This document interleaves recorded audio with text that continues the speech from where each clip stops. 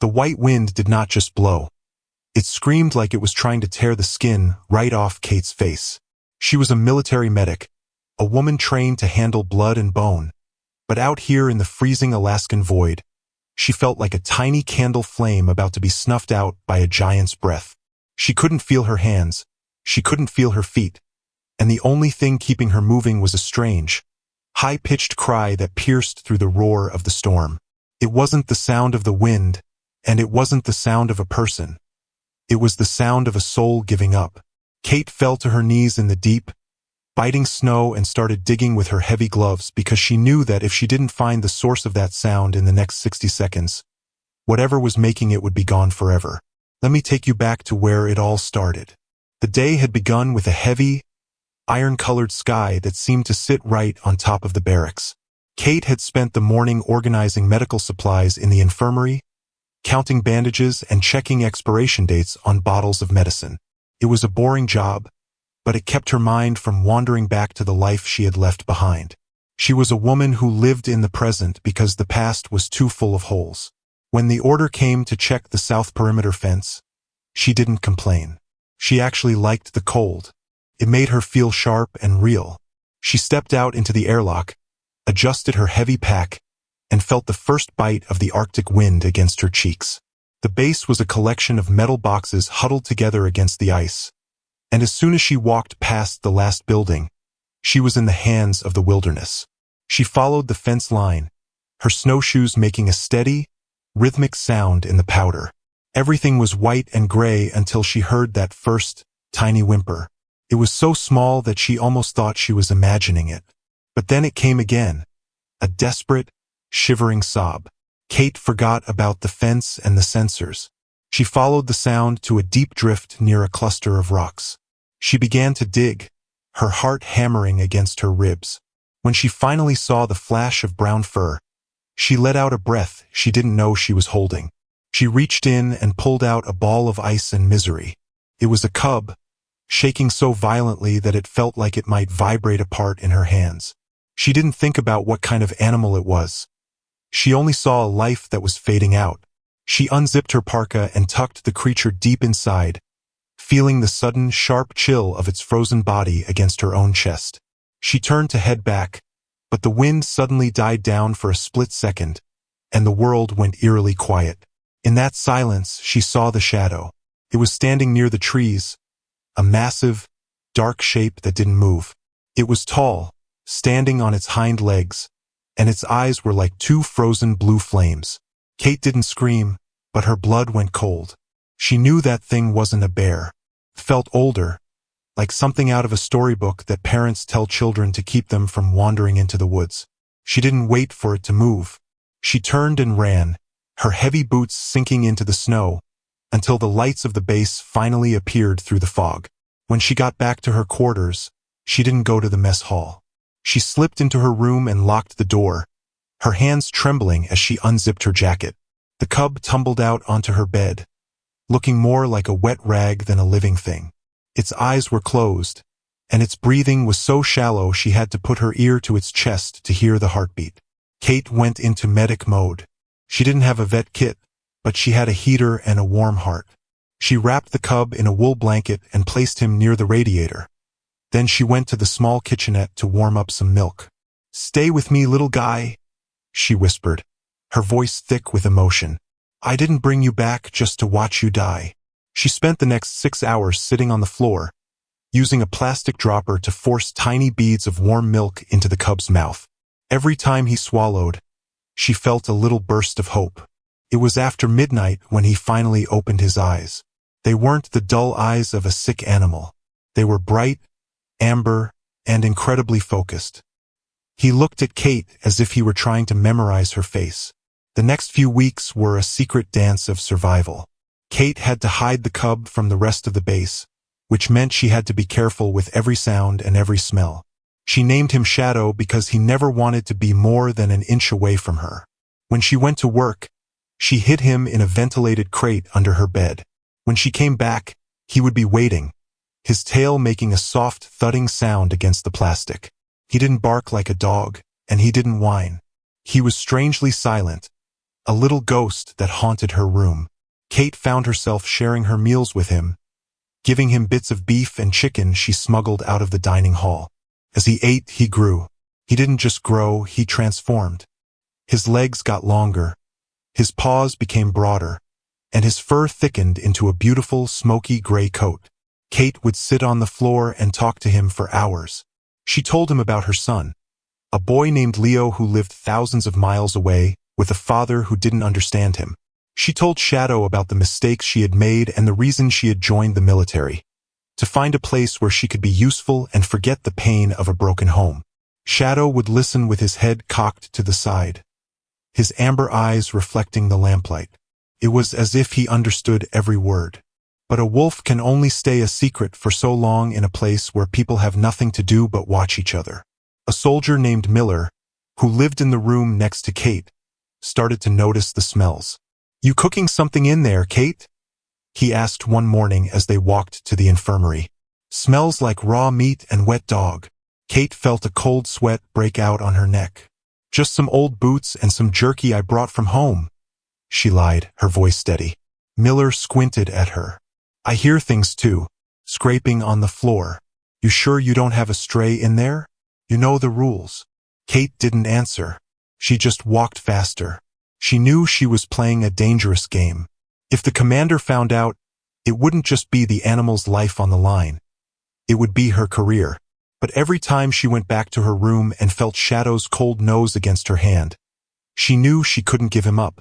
He was the only thing in this frozen wasteland that made her feel like a person again. He wasn't just a pet. He was a piece of her heart that had finally started to beat again.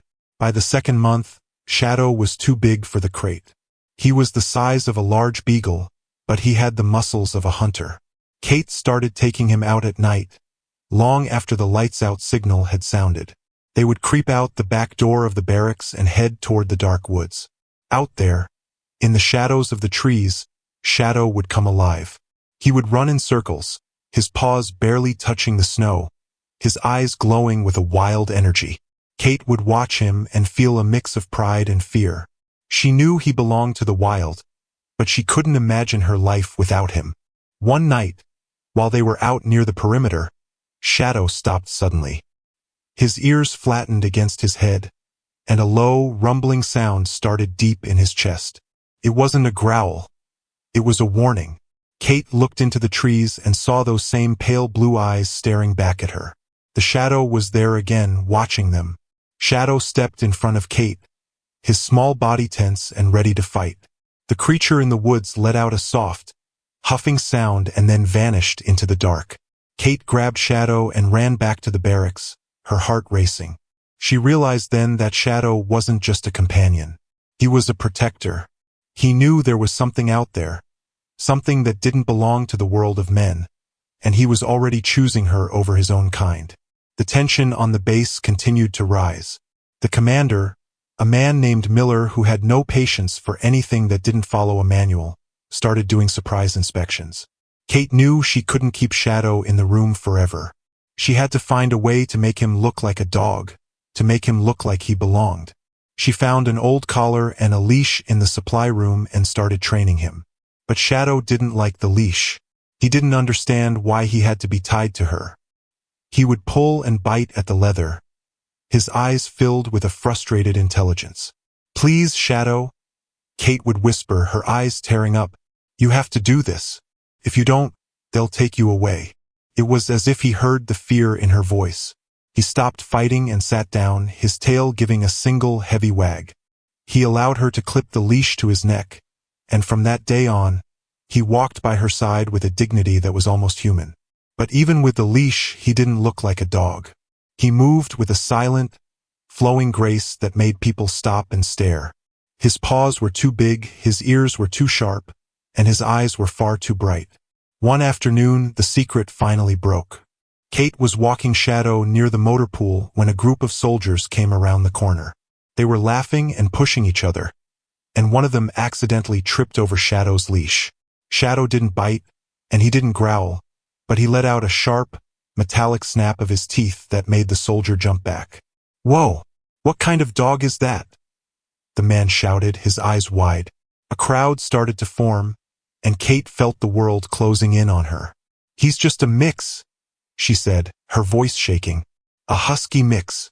But a sergeant named Brooks stepped forward and knelt down. He had grown up in the mountains, and he knew a predator when he saw one. He looked at Shadow's paws and then at the shape of his skull. He looked back at Kate with a look of pity. "That's no dog, Kate," he said softly. "You found a wolf cub in that storm, didn't you?" Kate didn't say anything. She couldn't. She just pulled Shadow closer to her leg, her knuckles white as she gripped the leash. The silence in the yard was heavy and thick, and she knew that the story of the medic and her wolf would be at the commander's desk within the hour. She looked down at Shadow, and for the first time, she saw the fear in his eyes too. He knew something was wrong. He knew the pack was turning on them. That night, Kate sat in her room with the lights off. She didn't eat and she didn't sleep. She just held Shadow's head in her lap and listened to the wind outside. She knew the end was coming, but she didn't know how she was going to face it. She thought about the day she found him, a tiny ball of ice in a world of white, and she realized that she would do it all over again, even knowing how it would end. Because for a few short months, she hadn't been a lonely medic in a forgotten outpost. She had been a mother, a friend, and a part of something wild and beautiful. And as the sun began to rise over the frozen horizon, she made a promise to the wolf sleeping at her feet. She would save him no matter what it cost her. She would make sure he lived, even if it meant she had to be the one to break his heart. The morning after the incident at the motor pool, the air inside the barracks felt different. It was heavy, like the sky was made of lead. Kate sat on the edge of her bed, watching Shadow pace the small area of her room. He was restless. His claws made a soft clicking sound on the cold floor, and every few seconds he would stop and sniff the bottom of the door. He knew they were being watched. Kate tried to keep her breathing steady, but her chest felt like it was being squeezed by a giant hand. She had spent the last few hours packing a small bag with dried meat, a first aid kit, and an old photo of her son. She didn't know why she was packing, but her gut told her that her time in this room was over. A loud, sharp knock on the door made both of them jump. Shadow didn't bark. He just lowered his head and let out a vibration that Kate felt in her teeth. It was a warning. "Kate, it's Miller. The commander wants to see you. Now." And he said to bring the animal.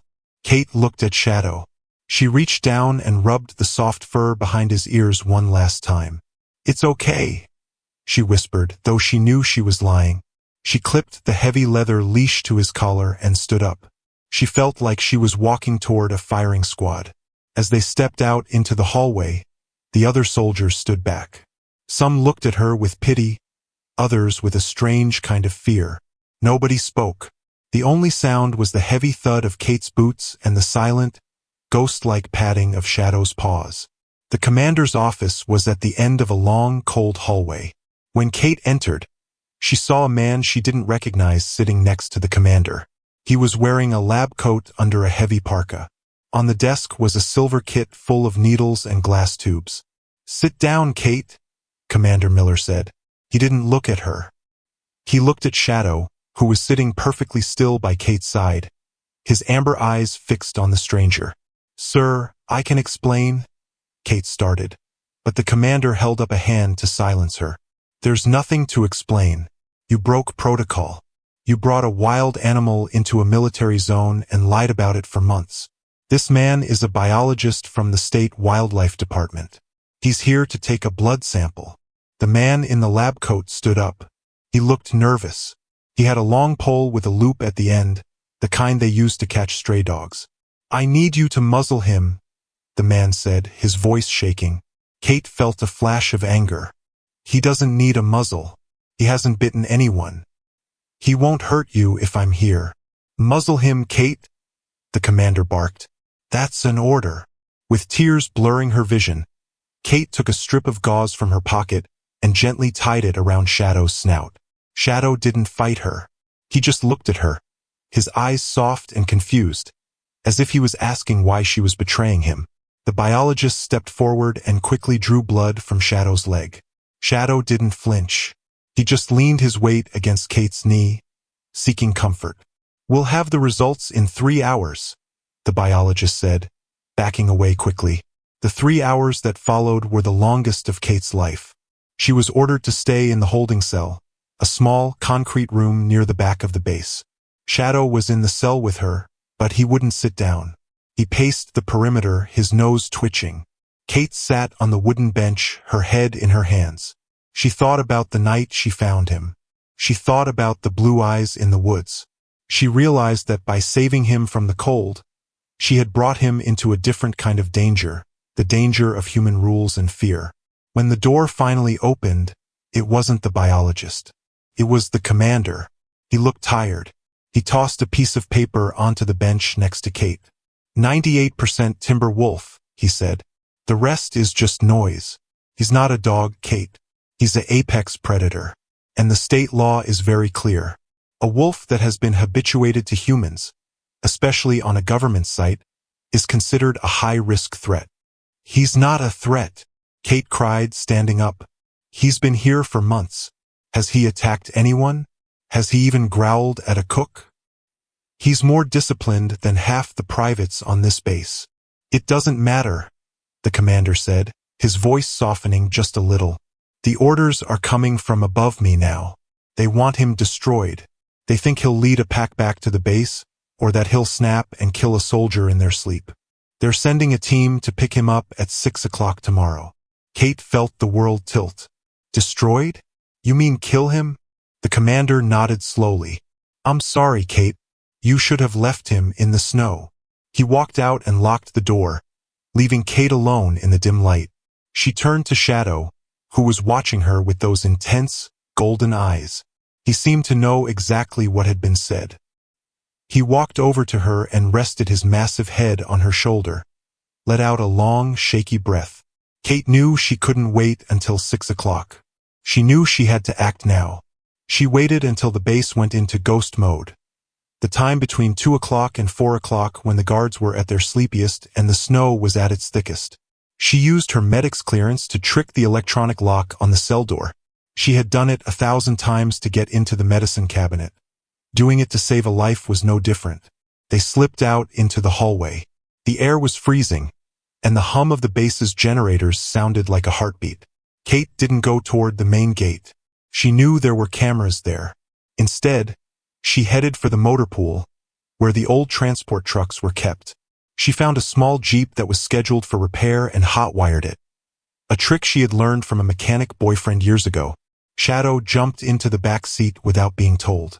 He sat tall, his head out the window, looking at the dark mountains. Kate drove without lights, using only the moonlight reflecting off the snow to guide her. She smashed through the back perimeter fence, the metal wires snapping like toothpicks. She didn't look back.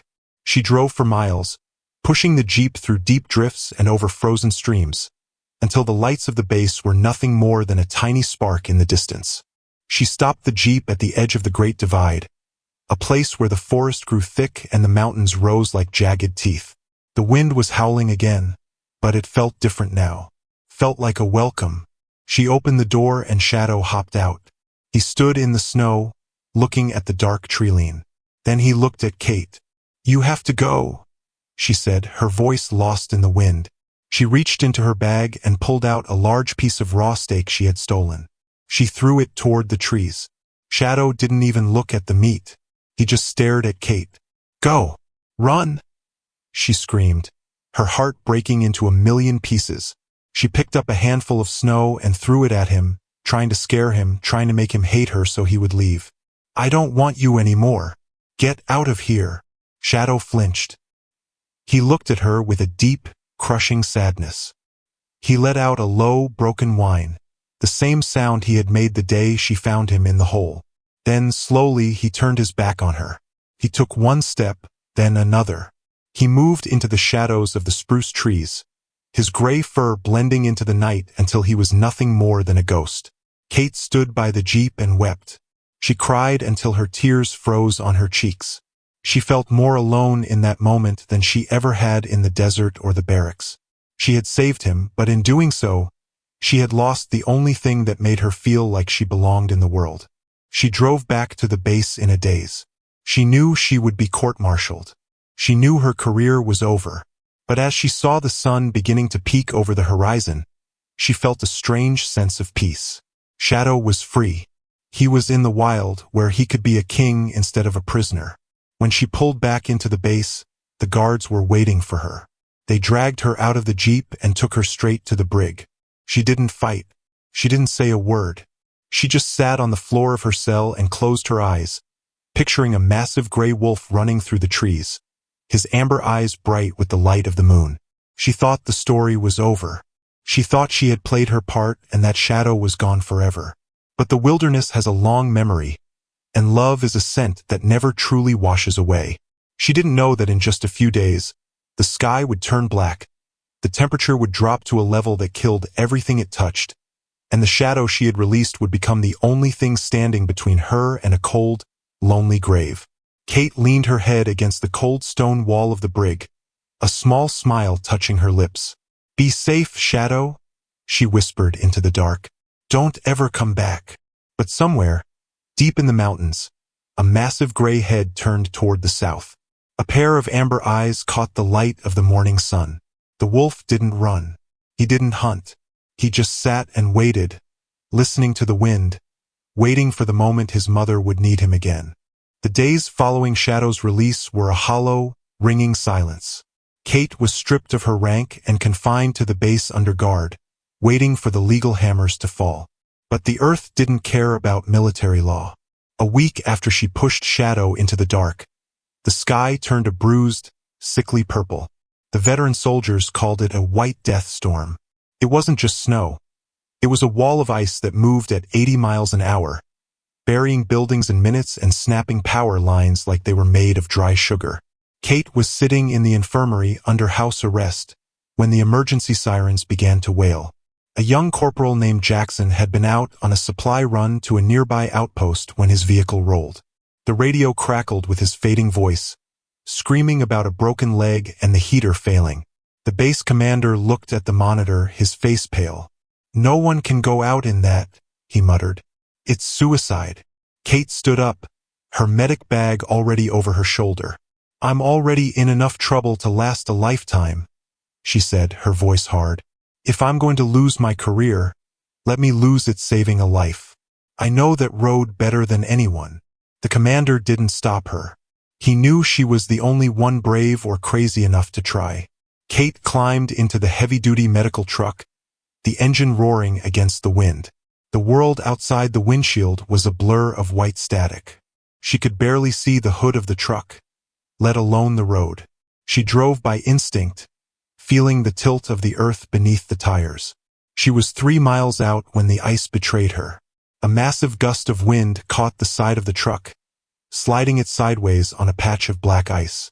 Kate slammed on the brakes, but it was like trying to stop a sled on a luge run. The truck tipped, the world spun, and with a deafening crunch of metal, everything went black.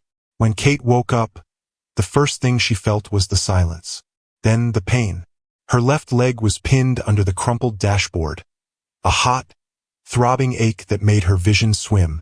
The driver's side window was shattered, and the freezing wind was pouring into the cabin, coating everything in a fine dust of snow. The truck's engine was dead. The heater was gone. She reached for the radio, but the cord had been severed. She was trapped in a metal coffin in the middle of a graveyard of ice. "Okay, Kate," she whispered, her breath blooming in thick clouds. "Think. You're a medic.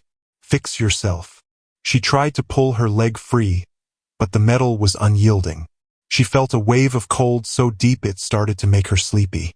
That was the danger. The umbles. Stumbling, fumbling, mumbling. The signs of a body shutting down. She knew that if she closed her eyes, she wouldn't wake up.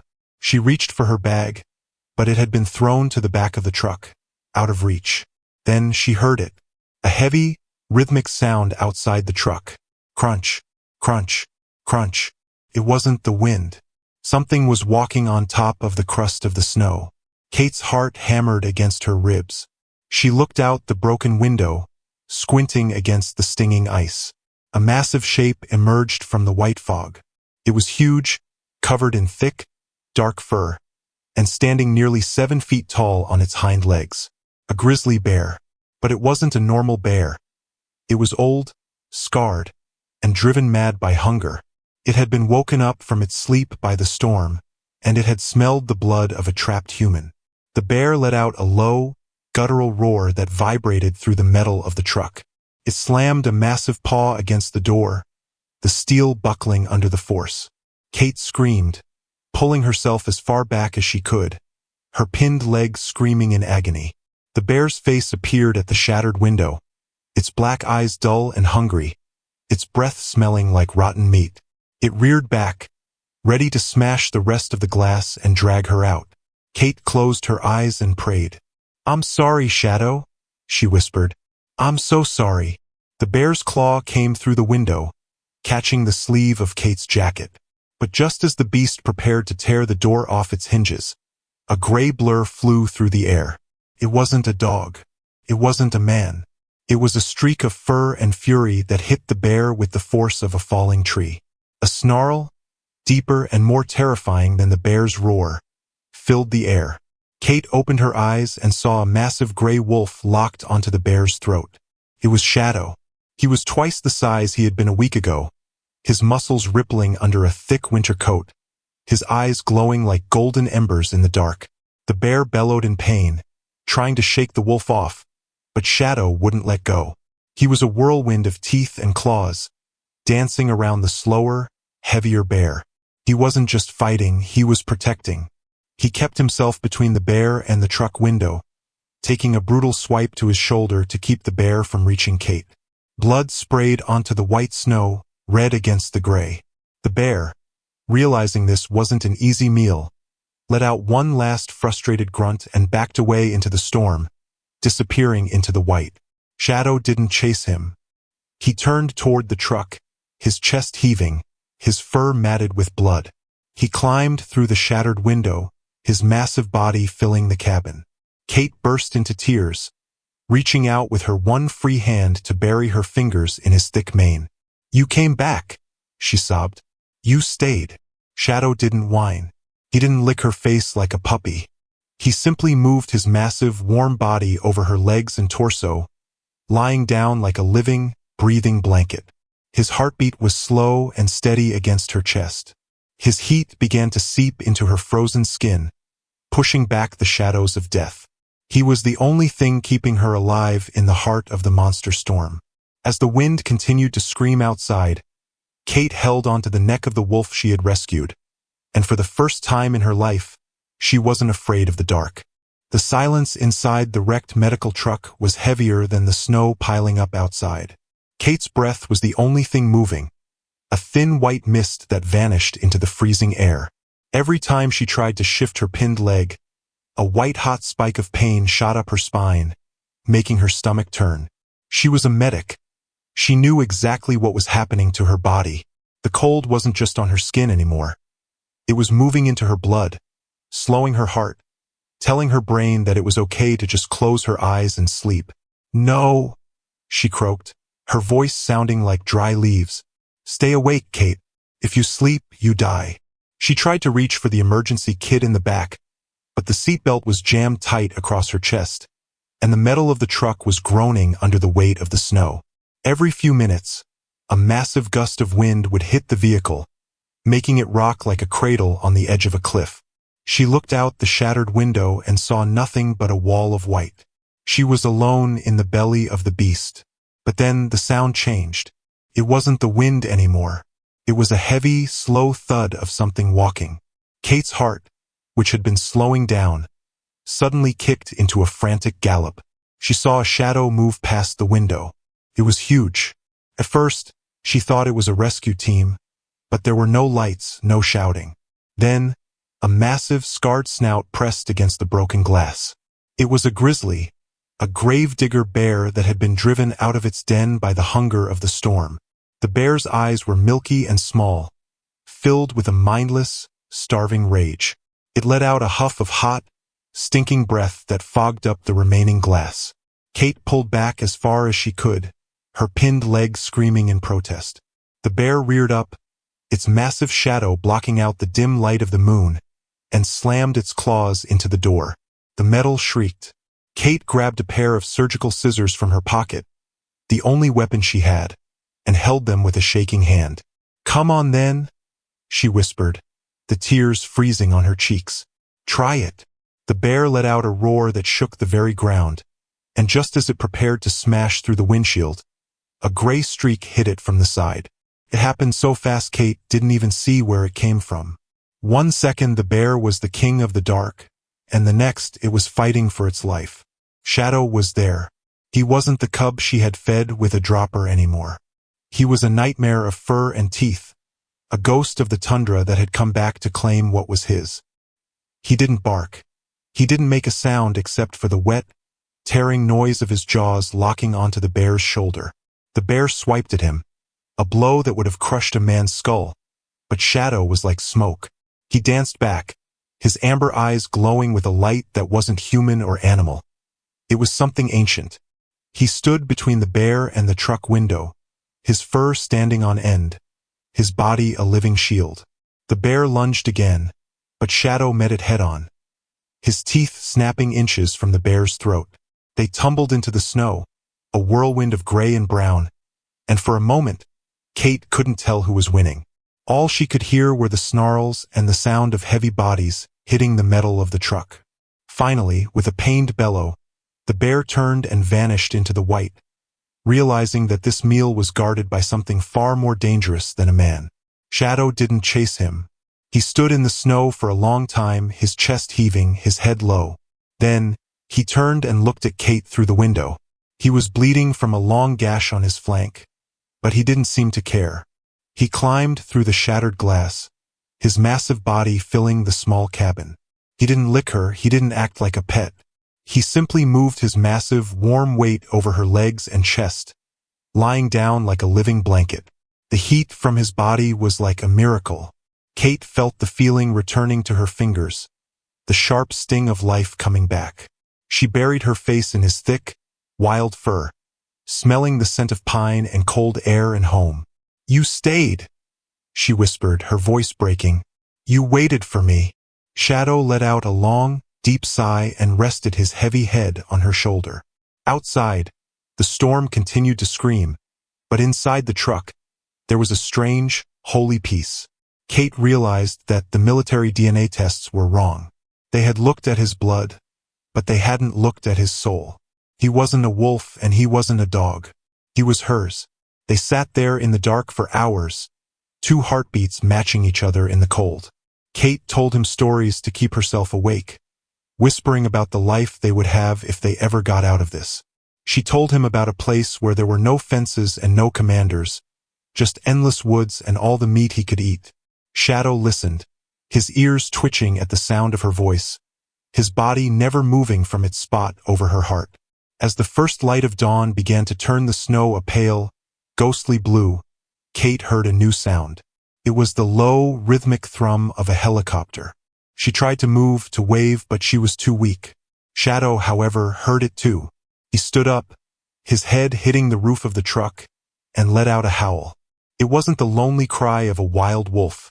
It was a call, a signal, a demand to be found. The sound was so loud it seemed to tear through the clouds. A few minutes later, a bright searchlight swept over the snow, bathing the truck in a blinding white light. Kate closed her eyes, the relief washing over her like a warm wave. "We're here, Shadow," she whispered. "We're here." But as the sound of the helicopter got closer, she felt a sudden, sharp fear. The soldiers were coming, and when they saw Shadow, they wouldn't see a savior. They would see a wolf. She looked at him, her eyes pleading. "Go, Shadow. Run. They'll shoot you." Shadow looked at the light, then back at Kate. He didn't move. He sat back down on her chest, his weight a heavy, warm promise. He wasn't going anywhere. He had made his choice. If they were going to take her, they were going to have to take him too. The door of the truck was ripped open, and the cold air rushed in. Kate saw the boots of the rescue team and the barrels of their rifles. "Don't shoot!" she screamed with the last of her strength, throwing her arms around Shadow's neck. "He saved me. If you kill him, you kill me too." The soldiers froze, their flashlights reflecting off Shadow's amber eyes. For a long second, nobody moved. The only sound was the thudding of the helicopter blades. Then, one of the soldiers, a man Kate had worked with in the infirmary, lowered his gun. "My God," he whispered. "Look at him. He's protecting her." The morning of the transport arrived with a sky so clear it felt like a mockery. Kate was cleared from the infirmary on crutches, her leg itching under the heavy plaster cast. But the itch in her heart was far worse. She stood on the gravel path as a massive C-130 transport plane touched down on the icy runway, its engines screaming like the ghosts of the blizzard she had just escaped. Every vibration of the ground felt like a countdown. She saw the men in specialized suits, not soldiers, but contractors from the research facility, approaching Shadow's enclosure with long catch poles and heavy sedation rifles. Shadow knew. He wasn't howling anymore. He was standing in the center of his pen, his fur bristling, his eyes locked on the men with a cold, predatory focus. "Wait!" Kate shouted, swinging herself forward on her crutches as fast as she could. "You can't just drug him like a common stray. He's a hero." One of the contractors, a man with a face like gray stone, didn't even look at her. "He's a 150-pound wild animal, lady. He's going to a cage for the safety of the public. Move aside." Kate didn't move. She planted her crutches in the snow and blocked the gate. "He saved my life. He fought a grizzly for me. If you want him, you have to go through me." The soldiers who had been part of the rescue team started to gather around. Miller, the man who had once wanted Shadow gone, stepped up beside Kate. Then another soldier joined, and another. They didn't say anything, but they formed a human wall between the contractors and the wolf. The air was thick with a new kind of tension, the kind that happens right before a mutiny. The base commander, seeing the crowd from his office window, came marching down the steps, his face red with fury. "What is the meaning of this? Get back to your posts. That's an order." Kate looked the commander in the eyes, her voice low and steady. "Sir, you taught us that we never leave a soldier behind. Shadow is more of a soldier than anyone I've ever served with. He followed the code. Why won't you?" The commander looked at the row of silent, stony-faced soldiers. He looked at the massive wolf, who was now sitting calmly behind Kate, as if he knew she was his shield. The commander was a man of rules, but he wasn't a man without a soul. He looked at the contractors, then back at the plane. "Hold your fire," he muttered. He turned to Kate. "You say he has a purpose? Prove it. We have a training exercise scheduled for the K-9 units this afternoon. A lost hiker in the black spruce forest. If your wolf can find them faster than the trained dogs, I'll file the paperwork to list him as a service guardian. If he fails, or if he shows one hint of aggression toward the team, he goes on that plane. No more arguments." Kate felt her heart leap. It was a suicide mission for a wolf who had never been trained, but it was a chance. "We'll do it," she said. The exercise began at noon. The lost hiker was a sergeant who had been given a 2-hour head start to hide in a 5-mile radius of dense, snow-heavy forest. The K-9 units, 3 highly trained German shepherds, were let loose first. They caught a scent, but the wind was picking up again, swirling the smells and making the dogs frustrated. They barked and circled, confused by the shifting air. Kate knelt in the snow next to Shadow, her hand on his neck. He wasn't wearing a leash. He didn't need one. "Find him, Shadow," she whispered into his ear. "Show them who you are. Find him for us." She released her grip, and Shadow didn't run like a dog. He vanished. He became a gray blur that seemed to melt into the trees without making a single sound. For 20 minutes, there was nothing but the sound of the wind and the frustrated yapping of the shepherds. The commander checked his watch, a look of disappointment crossing his face. 5 more minutes, Kate," he said. But then, a sound ripped through the trees. It wasn't a bark. It was a short, sharp howl, a signal. The search team rushed toward the sound, and when they broke through a clearing, they stopped dead. Shadow was sitting next to the lost sergeant, who was huddled under a fallen log. Shadow wasn't biting him, he wasn't growling. He had actually cleared away some of the heavy snow with his paws to keep the man from being buried. The sergeant looked up at the team, his face full of wonder. "He found me in 10 minutes, the man breathed. He didn't even sniff the ground. He knew. The commander stood there for a long time, looking at the wolf and the man. He looked at Kate, who was leaning on her crutches, her face wet with tears of relief. He walked over to Shadow and, for the first time, reached out a hand. Shadow didn't snap. He let the commander touch the top of his head, a silent pact being made between two old warriors. "Cancel the transport," the commander said over his radio. "We have a new recruit." The victory was sweet, but the weeks that followed were the hardest work Kate had ever done. She had to train Shadow to work with a team, to ignore the noise of the base, and to stay calm when people moved quickly around him. It wasn't always easy. Shadow was wild, and his instincts were to hunt, not to sit. But he did it for Kate. Every time he wanted to run, he would look at her and he would stay. He became the base's secret weapon. Whenever a hiker went missing or a pilot went down, Shadow was the first one in the chopper. He saved a dozen lives that winter, and slowly, the fear the other soldiers felt turned into a deep, fierce respect. He was no longer a monster, he was a legend. But Kate knew that time was a thief. She knew that wolves didn't live as long as humans, and the wounds Shadow had taken in the blizzard were starting to make him slow. His muzzle was turning white, and his amber eyes were growing cloudy. As the snow began to melt for the 10th time since she found him, Kate sat on the porch of her small cabin on the edge of the base.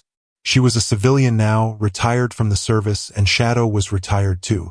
They sat together in the sun, the massive wolf's head resting on her lap, just like it had in the wrecked truck all those years ago. She looked out at the mountains and thought about the Shadow she had seen in the woods, the giant, blue-eyed creature that had let her take the cub. She realized now that it hadn't been a monster. It had been a gift. She had saved a small life from the cold, and in return, that life had given her a reason to keep her own heart from freezing. She leaned down and kissed the top of Shadow's head. "We did it, boy," she whispered. "We survived the world." And as the sun dipped behind the jagged peaks, the old wolf let out a soft, contented sigh, knowing that he was exactly where he was meant to be.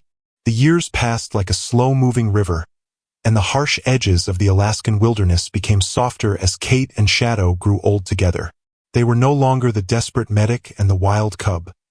They were a legend that people spoke about in hushed, respectful tones around the base heaters. Kate had moved out of the barracks and into a small, sturdy cabin on the very edge of the military land, right where the fence stopped and the endless forest began. Her legs still ached when the frost hit the ground, a constant reminder of the night the world almost ended, but she didn't mind the pain. It was a small price to pay for the heartbeat that was currently thumping against the floorboards next to her chair. Shadow was an old king now. His smoky gray fur had turned the color of a winter morning, almost white around his muzzle and his tired eyes. He didn't run much anymore. His joints were stiff from a life of saving people in the deep snow, but his amber eyes were still as sharp and intelligent as the day he first opened them in Kate's cabin. Let me take you through the final season of their long walk together. The winter of Kate's 65th year was the coldest on record. The air was so brittle it felt like it would shatter if you spoke too loud. Kate sat by the fireplace, rubbing a warm salve into Shadow's heavy paws. He let out a soft, rumful groan of appreciation, his tail giving a single, slow wag. "I know, old man," Kate whispered, her voice a little raspy with age. "The cold is a bit louder this year, isn't it?" Shadow looked up at her, and for a moment, Kate saw the cub again, the tiny ball of fur she had tucked inside her jacket. They were both survivors of 1,000 storms, but they both knew that the final storm was coming. It wasn't something to be afraid of. It was just the way of the woods. For the past week, Shadow had been staring out the window toward the deep mountains, his ears twitching as if he could hear a call that Kate's human ears couldn't reach. He wasn't restless or in pain. He just seemed to be waiting for a door to open. One night, the moon was so bright it turned the snow into a field of diamonds. Shadow stood up from his rug with a strength Kate hadn't seen in months. He walked to the door and nudged the handle with his nose. Kate knew what he wanted. She put on her heavy coat and her boots, and she followed him out into the silver light. They didn't go far, just to the edge of the clearing where the black spruce trees stood like silent guardians. Shadow stopped and looked back at her. His eyes weren't cloudy anymore. They were glowing with that same amber fire she had fallen in love with all those years ago. Then, from the darkness of the trees, a sound rose up. It wasn't a roar or a scream. It was a howl, pure, musical, and ancient. It was answered by another, and then another, until the entire forest seemed to be singing. Kate watched as a massive shape emerged from the trees. It was a wolf, young and strong, with fur the color of charcoal. It didn't attack. It walked up to Shadow and sniffed his muzzle, a sign of deep respect. Then, Kate saw something that made her breath catch in her throat. Further back in the shadows, two pale blue lights appeared. The same blue eyes from the day she found the cub. The giant shadow she had seen 30 years ago was still there, older now, but still the protector of the wild. It was a silent reunion, a passing of the torch. Shadow looked at Kate one last time, his head held high. He wasn't leaving her because he wanted to. He was leaving because he had finished his job. He had saved her from the loneliness, he had saved her from the bear, and he had taught her how to love something wild. He stepped toward the pack, his limp disappearing as he moved into the dark. Kate didn't cry. She felt a warmth in her chest that no fire could ever match. She watched until the last gray tail vanished into the trees, leaving her alone in the moonlight. She knew she would never see him again in this life, but she also knew that as long as the wind screamed in the north, Shadow would be out there, running free, no longer a prisoner of age or rules. She walked back to her cabin and sat on the porch, looking at the empty rug by the fire. The house was quiet, but it didn't feel lonely. It felt full of the stories they had written together in the snow. A few months later, a young medic was stationed at the base. She had heard the stories about the woman and the wolf, and she went to visit Kate at the cabin. She found Kate sitting on the porch, looking out at the mountains. "Is it true?" the young woman asked, her voice full of wonder. "Did a wolf really save you?" Kate smiled, her eyes crinkling at the corners. She reached into her pocket and pulled out an old, worn military badge that said Service Guardian. "He didn't just save me," Kate said softly. "He reminded me that the world is a big, beautiful place, and that family isn't about blood. It's about who stays when the storm comes." The young medic looked out at the trees and saw a flash of gray fur moving through the brush. She blinked, and it was gone. She looked back at Kate, who was closing her eyes, a peaceful smile on her face. The story of Kate and Shadow didn't end that night in the snow. It lives on in every soldier who walks the fence line, in every medic who hears a cry in the wind, and in every person who is brave enough to rescue a soul that the rest of the world has given up on. In the end, they realized that the cub she saved wasn't the one who was lost. She was the one who was lost, and he was the one who found her. As the sun set over the Alaskan wilderness, the mountains whispered a final, long howl, a song of victory, love, and a bond that even the coldest winter could never freeze. Thank you to my amazing family for staying with me until the end of this story. Your support means the world to me. If you enjoyed this journey, I just know you'll love what comes next. I've prepared something even more exciting and surprising that I can't wait to share with you. Just click on the end card appearing on your screen right now to watch the next one.